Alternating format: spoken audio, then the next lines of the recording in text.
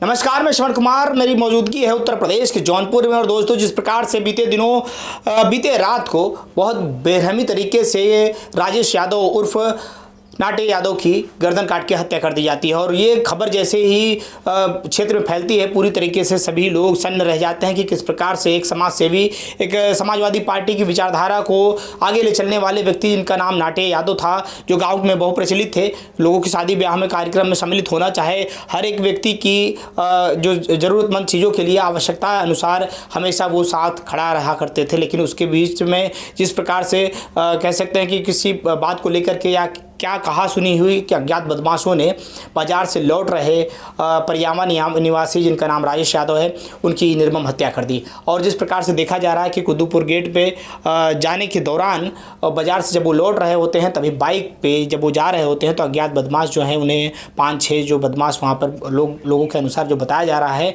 वो घेर लेते हैं। घेरने के बाद में उनको खेत में ले जा करके उनकी निर्मम तरीके से हत्या कर देते हैं। और जो हत्या के दौरान जो वहाँ पे हथियार बरामद किए गए हैं, उसमें बताया जा रहा है कि जो धारदार हथियारों से ही हमला करके उनका गर्दन काटा गया। जो दो उनके इष्ट मित्र हैं, उनके द्वारा भी बातें की जा रही है कि किस प्रकार से बड़ी निर्मम तरीके से उनके मित्र की हत्या कर दी। और जो बेटे हैं, जो परिवार के लोगों का कहना है कि गाँव के ही कुछ लोगों द्वारा ये कृत्य किया गया है, जो कि पहले से ही उनको धमकी दिया करते थे, पहले से ही इन सब पूरे मामले को लेकर उकसाया करते थे।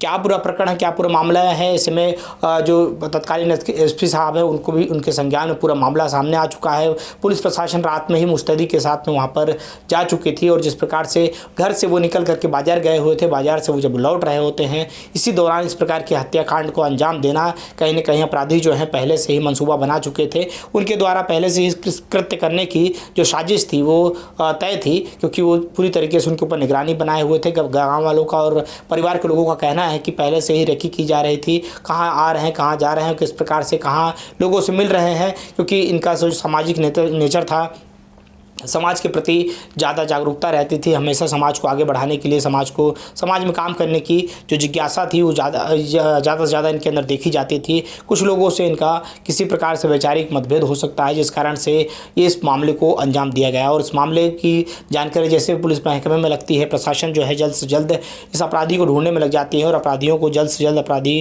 को पकड़ कर जेल भेजने की बात की जा रही है। और तमाम जो परिवार के लोग हैं, परिवार के लोगों का रो रो कर बुरा हाल है, गाँव देश के लोगों का रो रो कर बुरा हाल है, क्योंकि गांव के लोग जो हैं, आसपास के लोग जो हैं, वो इकट्ठा होना शुरू हो चुके हैं। और गांव के लोगों की यही मानना है कि जिस प्रकार से अपराधी ने इस हत्याकांड को अंजाम दिया है, उसी प्रकार से अपराधियों के साथ में भी फांसी की सज़ा होनी चाहिए। अगर अपराधी पकड़ाते हैं तो उनका इनकाउंटर हो जाना चाहिए, उनके घर के ऊपर बुलडोजर चलना चाहिए। तमाम लोगों की तमाम प्रतिक्रियाएं सामने निकल कर आ रही है। और बीते दिनों आपने देखा होगा जिस प्रकार से अनुराग यादव हत्याकांड मामले में जो देखा जा रहा है कि कोर्ट का जो सिलसिला है वो चल ही रहा है। लेकिन उसी दौरान जनपद जौनपुर में दिल दहला देने वाला एक और घटना सामने आ गया है। इस घटना को देखने के बाद में, सुनने के बाद में हर एक व्यक्ति की रूह कांप जा रही है। लोगों के अंदर खौफ जो है वो अपने आप देखा जा सकता है। तमाम गांव के लोग जो हैं, वो लोगों का भी यही कहना है कि ऐसे अपराधियों को जल्द से जल्द गिरफ्तार करके उनका इनकाउंटर कर देना चाहिए, क्योंकि जिस प्रकार से एक भले व्यक्ति की निर्मम तरीके से हत्या कर देना, ये अपने आप में दुखद है।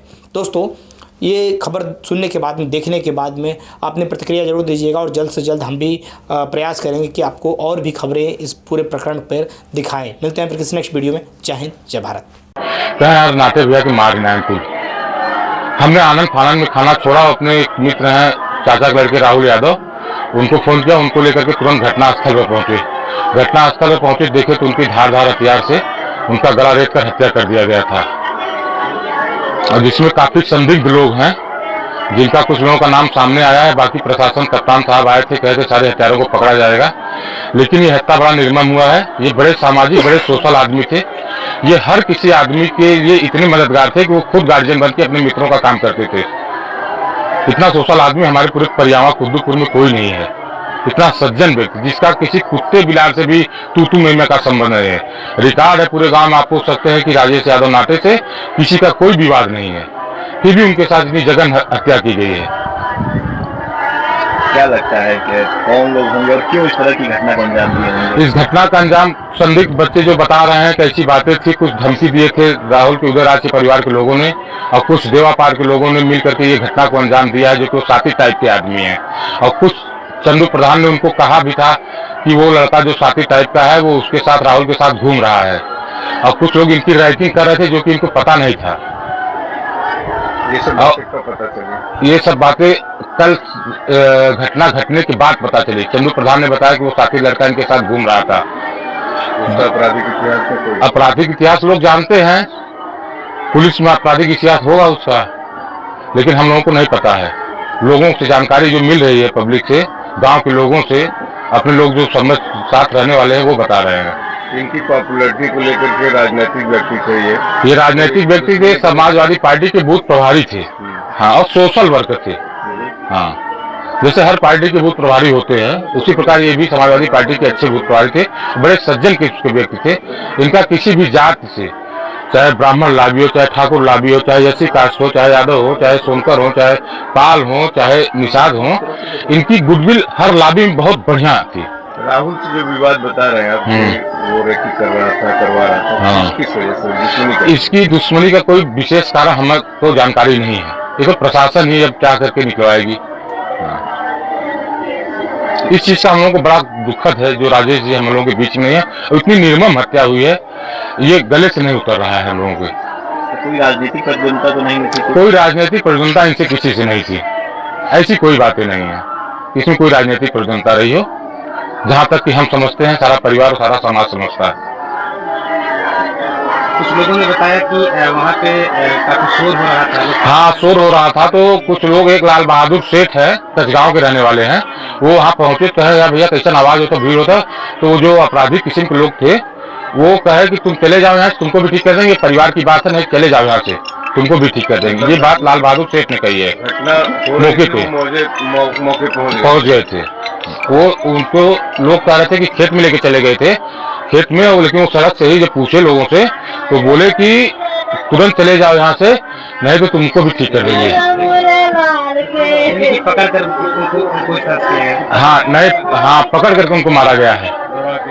हाँ, अब वो आवाज भी दिए हैं, हमारे राजेश यादव नेताजी जो हैं, गुड्डू यादव बरबसपुर, उन्होंने कहा, उन्होंने आवाज दिया, लेकिन वहीं कुछ दूर पे भाट वाट रहते हैं, लेकिन वो दारू पी के डेली ड्रामा करते हैं।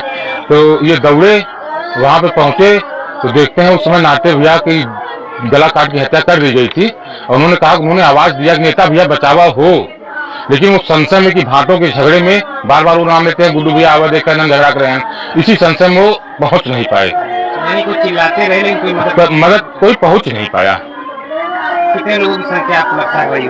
कम से कम वो 5-6 लोग तो रहे होंगे, इससे कम नहीं रहे हैं। हाँ, जो मृतक है उनसे क्या संबंध है? हमारे वो अजीज मित्र हैं, हाँ, बहुत अजीज मित्र हैं। कोई रंजिश उनका नहीं था। अब वो इतने अच्छे थे कि गांव में किसी के घर पे कुछ भी हो गया वो पहुंचते थे, सबके घर आना जाना, सबसे मतलब मिलना जुलना।